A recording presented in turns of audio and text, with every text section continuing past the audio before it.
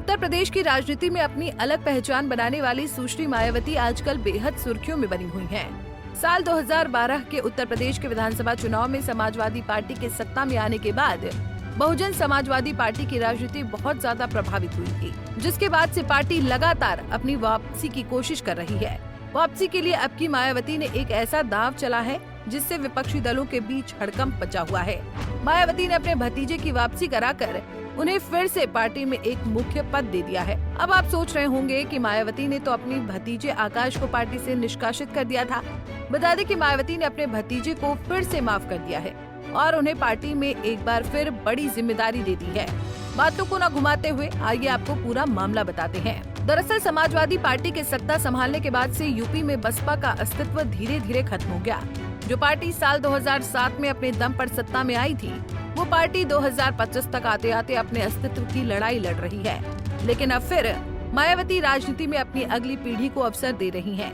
उन्होंने अपने भतीजे आकाश आनंद को मुख्य नेशनल कोऑर्डिनेटर बनाया है।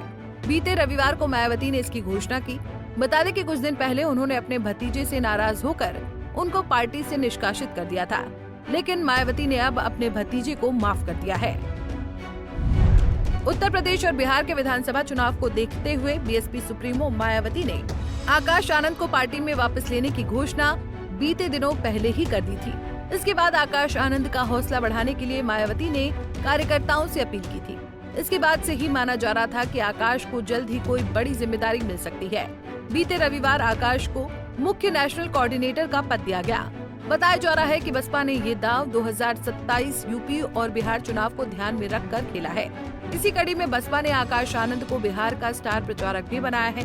बीते रविवार को आकाश आनंद को बड़ी जिम्मेदारी सौंपते हुए बसपा सुप्रीमो और पूर्व मुख्यमंत्री मायावती ने बताया कि पूरे देश भर से आए पार्टी के लोगों की सहमति से आकाश आनंद को बसपा का मुख्य नेशनल कोऑर्डिनेटर बनाने का फैसला लिया गया है।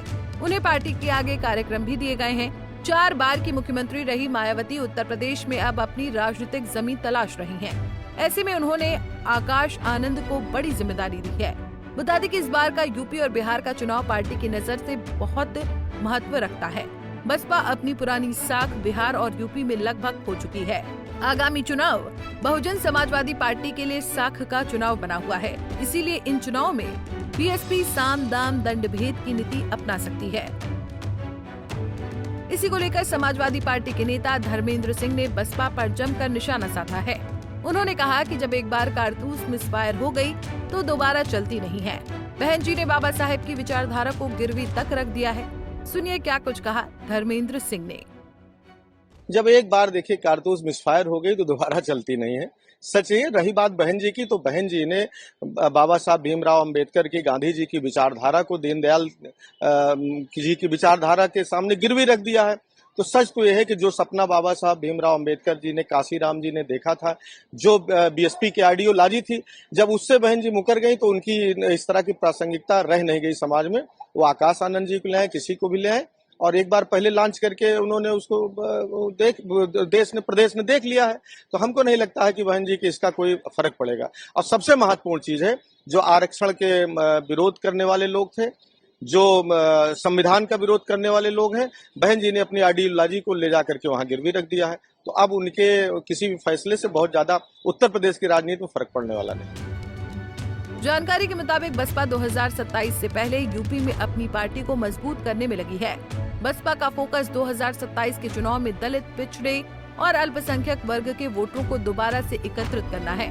मायावती को अपने भतीजे को दोबारा मौका देना बसपा की राजनीतिक रणनीति है। बसपा में इस कदम के बाद पार्टी में युवाओं का कद और बढ़ेगा, जिससे पार्टी को आने वाले विधानसभा चुनाव में भरपूर फायदा होगा। बहरहाल बसपा सुप्रीमो मायावती ने अपने भतीजे आकाश आनंद को तो माफ कर दिया है, लेकिन उनको अभी भी अपना उत्तराधिकारी नहीं बनाया है। बसपा की ओर से एक प्रेस नोट जारी कर इसकी आधिकारिक सूचना दी गई है। खैर, अब देखना होगा कि बसपा अपने इस दांव से यूपी और बिहार के चुनाव में क्या कुछ नया करती है। Bureau report, Punjab Kesari TV. हमसे जुड़े रहने के लिए हमारे YouTube चैनल को सब्सक्राइब करें और नई वीडियो की नोटिफिकेशन के लिए बेल आइकॉन को दबाएं।